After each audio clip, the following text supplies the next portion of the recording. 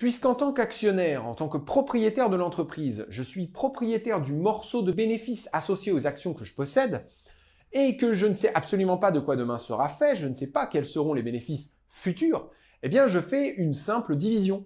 Profit de l'année écoulée, meilleure indication de ce à quoi je peux m'attendre dans le futur, divisé par nombre d'actions existantes. Cela me donne un chiffre en euros qui correspond au bénéfice annuel inclus dans une action et donc au bénéfice supplémentaire que l'entreprise devrait être capable de générer l'année suivante et dont je serai aussi propriétaire.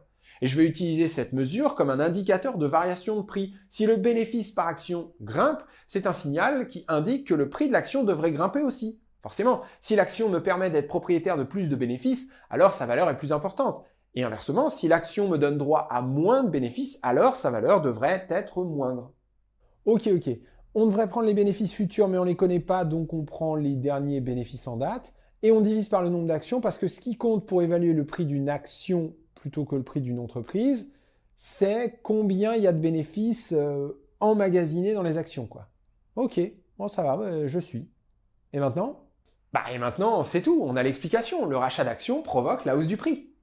Non, alors moi j'ai pas fait la connexion là.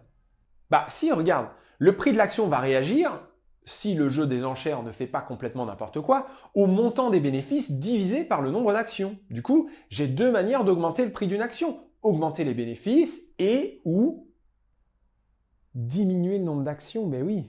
Et voilà.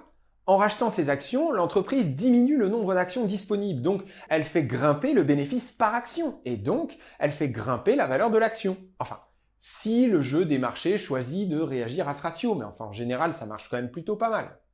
Ah mais alors parce que quand l'entreprise rachète ses actions, les actions rachetées disparaissent.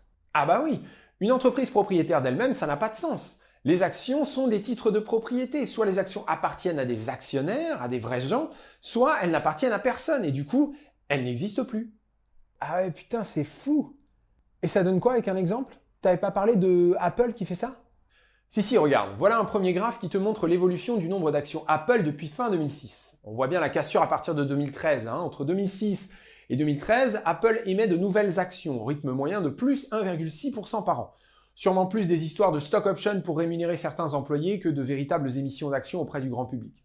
On parlera des stock options un petit peu plus tard, t'inquiète pas.